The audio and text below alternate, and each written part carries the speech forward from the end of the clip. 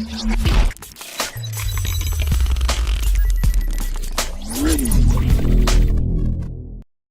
was 18 years old when I got married.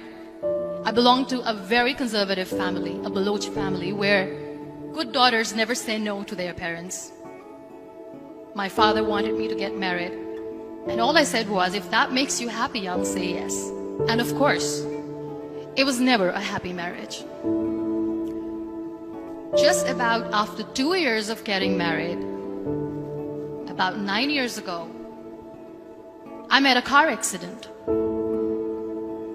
Somehow my husband fell asleep and the car fell in the ditch. He managed to jump out, saved himself. I'm happy for him. But I stayed inside the car and I sustained a lot of injuries. The list is a bit long. Radius ulna of my right arm were fractured. The wrist was fractured. Shoulder bone and collarbone were fractured. My whole rib cage got fractured. But that injury that changed me and my life completely was the spine injury. Many people came to rescue. They gave me CPR. They dragged me out of the car. And while they were dragging me out, I got the complete transection of my spinal cord. Those 2.5 months in the hospital were dreadful. I was at the verge of despair. One day, doctor came to me and he said, well, I heard that you wanted to be an artist, but you ended up being a housewife. I have a bad news for you. You won't be able to paint again. Next day, doctor came to me and said, your spine injury is so bad, you won't be able to walk again. I took a deep breath and I said, it's all right. Next day, doctor came to me and said, because of your spine injury and the fixation that you have in your back, you won't be able to give birth to a child again. That day, I was devastated. I started to question my existence. Why am I even alive? So what kept me going was, one day I asked my brothers, I know I have a deformed hand, but I'm tired of looking at these white walls in the hospital and wearing these white scrubs. Bring me some colors, bring me some small canvas. I want to paint. So the very first painting I made was on my deathbed, where I painted for the very first time. What an amazing therapy it was. Without uttering a single word, I could paint my heart out. I could share my story. People used to come and say, what lovely painting, so much color. Nobody could see the grief in it. Only I could. And that day I decided that I'm going to live life for myself. I am not going to be that perfect person for someone. I am just going to take this moment and I will make it perfect for myself. That I'm going to fight my fears. So I wrote down one by one all those fears. And I decided that I'm going to overcome these fears one at a time. You know what was my biggest fear? Divorce. But the day I decided that this is nothing but my fear, I liberated myself by setting him free. And I made myself emotionally so strong that the day I got the news that he's getting married, I sent him a text that I'm so happy for you and I wish you all the best.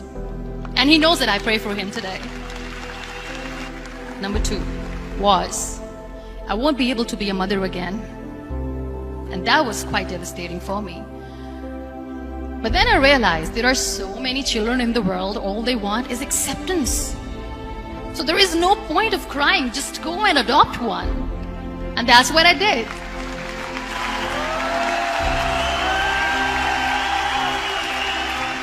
I gave my name in different organizations, different orphanages, and I waited patiently. 2 years later, I got this call from a very small city in Pakistan. I got a call and they said, are you Muniba Mazari? There is a baby boy and would you like to adopt? I could literally feel the labor pain. I said, yes, yes, I am going to adopt him. I am coming to take him home. And that day, I was 2 days old, and today he's 6.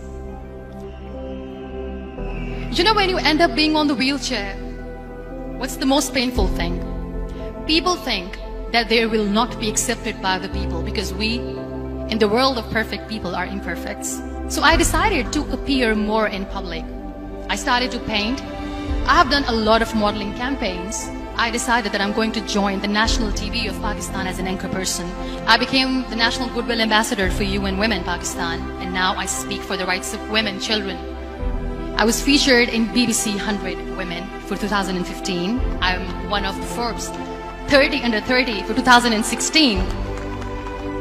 So when you accept yourself the way you are, the world recognizes you. It all starts from within. We have this amazing fantasy about life. This is how things should work. This is my plan. It should go as per my plan. If that doesn't happen, we give up.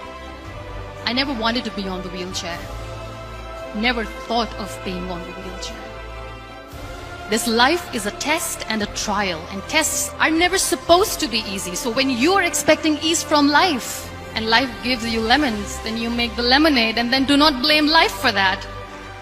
It is okay to be scared. It is okay to cry.